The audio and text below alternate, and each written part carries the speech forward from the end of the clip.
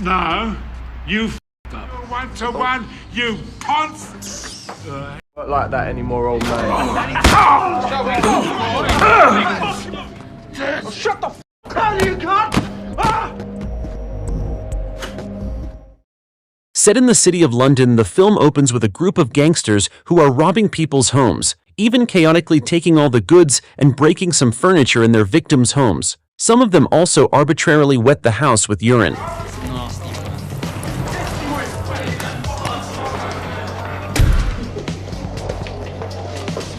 Soon their leader, named Aaron, was accidentally seen by the neighbor of the owner of the house they robbed, and he gave threats to her.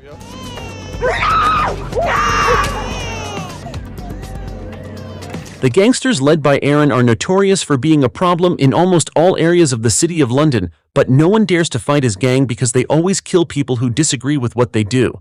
After the robbery, Aaron goes to his girlfriend Lauren's place to take pictures of Lauren waking up so he can show off to his gangster friends. At the same time, we are shown the life of an old man named Richie. He lives in Spain while enjoying his life of great wealth and the women who queue up to sleep with him.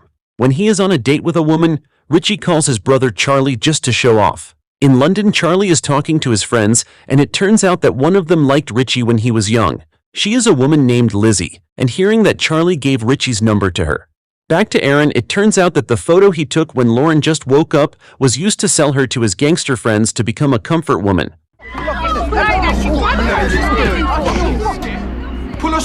One of the gangsters named Dean is still a little hesitant to do something heinous like his partner did, and suddenly,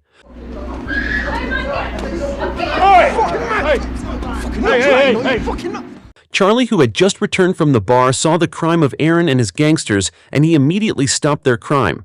Then Charlie hit one of Aaron's gang members and gave 2 words about what it meant to be a real gangster. But instead of listening to Charlie, Aaron told his men to gang up on Charlie at that moment. Even one of them also humiliated Charlie by recording and spitting on him when he was hit. Charlie continued to stand against them one by one like a real man, while Lauren used the opportunity to escape. And in the end, Charlie died from bleeding in the brain. Shut the f*** up! Shut up! Shut now, you cunt! Lizzie, who accidentally went home through the same street, ran into Aaron and his gangsters coming out of an alley. Lizzie then found Charlie, who was lifeless, and she reported what she saw to the police. Sometime later, Lizzie was in the police interrogation room as a witness to the incident. And at that time, she was very surprised to find out that one of the policemen did not know Charlie's true identity. Then the police told her that they couldn't jail Aaron and his gang because Lizzie didn't have any evidence that they were the perpetrators of Charlie's death.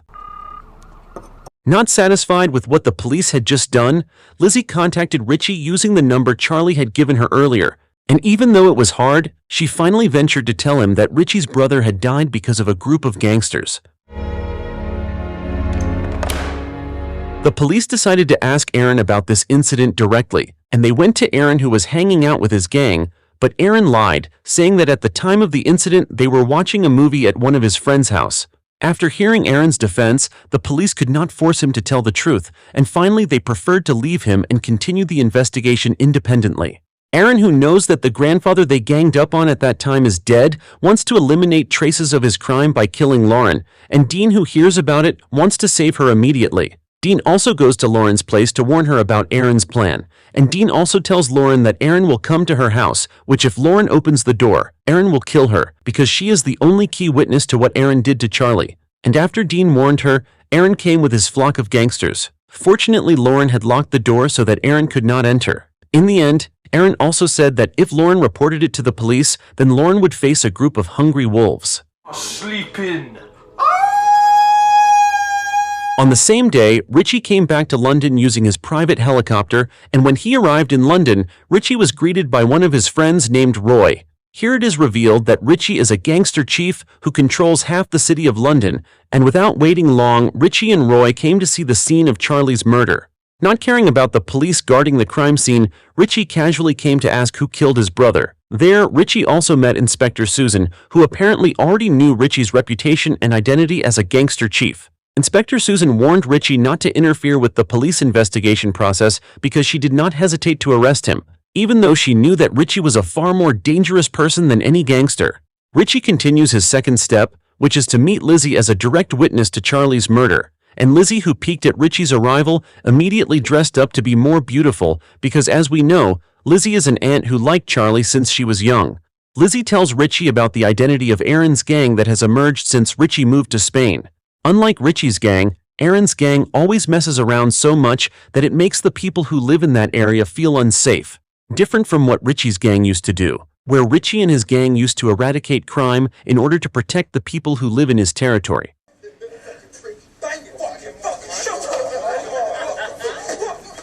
I have no idea what she just said.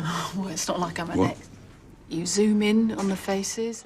Fortunately, Lizzie's cousin got a video of Charlie's beating uploaded by one of Aaron's gang on social media. Seeing that Richie became very angry, he and Roy asked that all the faces shown in the video be printed because they would both look for them one by one.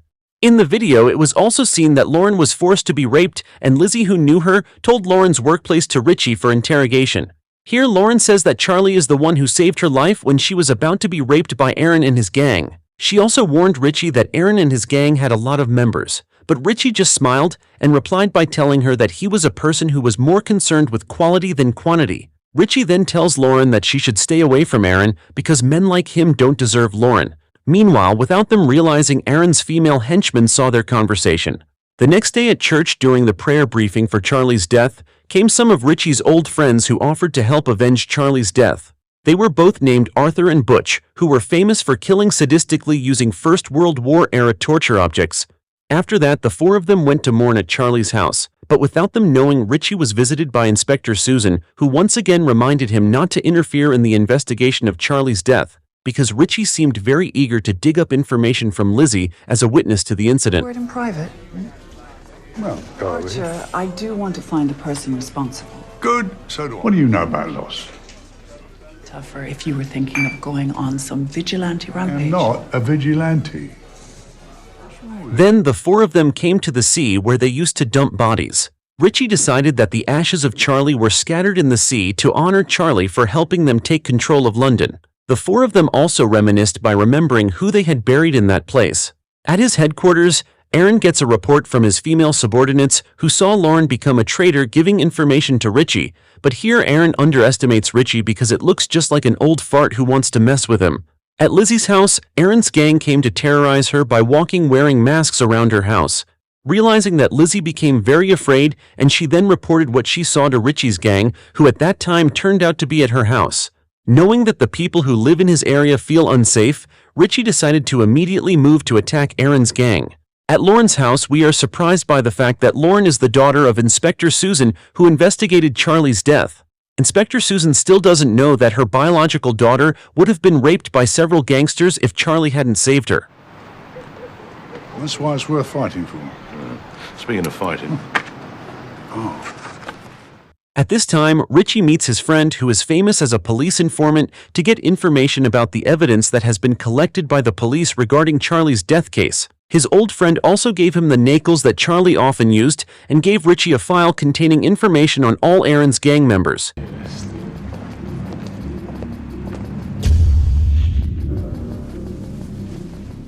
That's f***ed up. Understand? I find Aaron. Richie began his interrogation to find out Aaron's identity from the point of view of his men, and he wanted to see how loyal Aaron's men were to protecting his gang's information. Of course, the two boys they captured still looked down on Richie and his gang. They even spit when Richie talked nicely. And he's good at it. He was one of the best, actually. But he'll learn soon enough.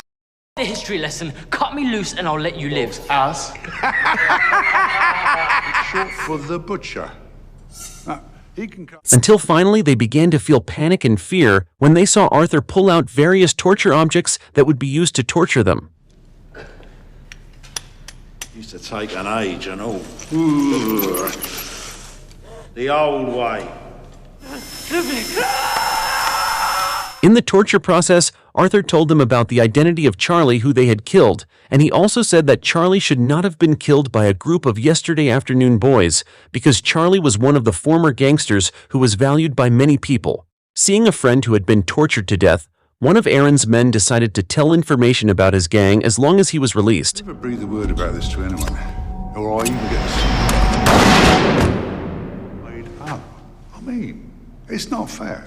Fortunately, Richie was not yesterday afternoon's boy who was new to firearms. His reflexes were faster than anyone else, and Richie immediately fired the shotgun he was holding at the boy's head. A while later, Richie met with Lizzie again to discuss what steps he would take next, and after that, he also visited Lauren again to ask directly about the file he currently had. He showed the file so that Lauren could tell him where Aaron and his members lived. Can't. They threaten me.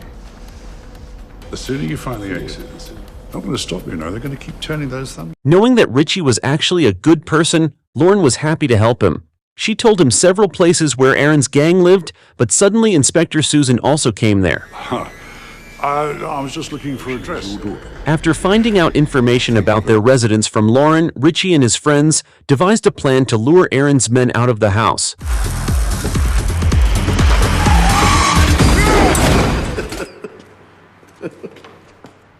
After a long chase, they easily captured one more of Aaron's men for interrogation.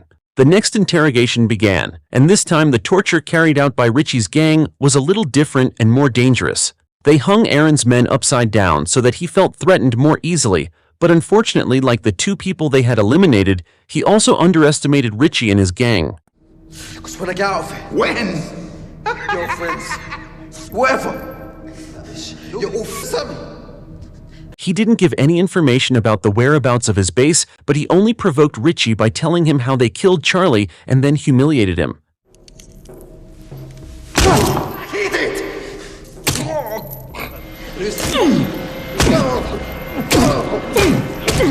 This used to be easier. It turned out that Richie fainted from exhaustion, and his friends were worried about Richie's current condition. But he himself even thought of a crazy idea that could eliminate Aaron's gang without bothering to come to his base. On the other hand, it turns out that Lauren decided to become a traitor and reported that it was Richie who had slaughtered Aaron's men, and now the man was being hospitalized. Aaron, who felt he was very great, did not want to believe it, and he said, how could the old man slaughter young and dangerous gangsters like them? But after being convinced again by Lauren, who said that she did not want to lose Aaron, finally Aaron was motivated to take revenge, and he brought all his men to attack Richie.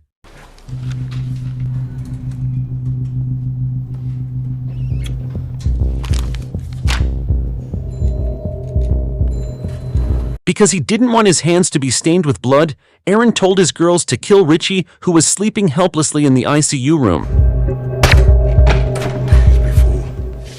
Trust me, it'll the f***ing question. Apparently, everything went according to Richie's plan because Aaron and his gang were trapped by the police who had surrounded the place. And from inside the ICU room, Richie's gang had also gathered to eliminate Aaron. Hearing the sound of gunfire, Aaron became very panicked, then slapped Lauren for daring to trap him, and afterwards it was shown with a shootout between Richie's gang and Aaron's gang. Mum, I think I need your help.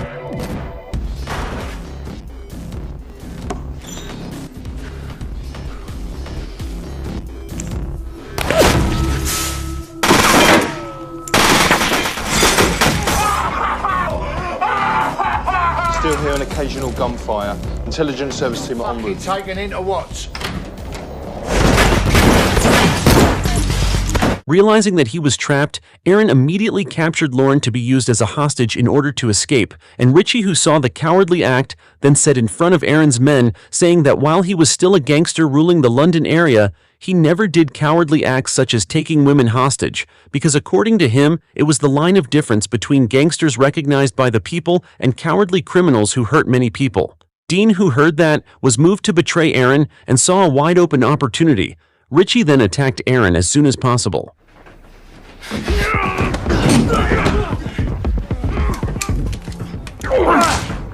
Knowing that Richie was exhausted, Aaron quickly took a gun to shoot him. Unfortunately, the gun he took had no bullets, and suddenly the police opened fire from behind.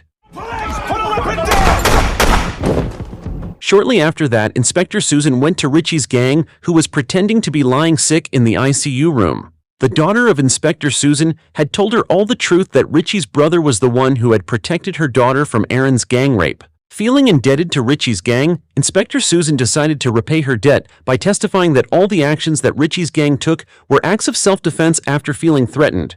The case was closed with the victory of the old gangsters led by Richie. The movie ends by showing a helicopter coming to pick up Richie to return to Spain, but because he doesn't want to part with his old friends again, Richie decides not to go and he will return to settle in London like when he was young.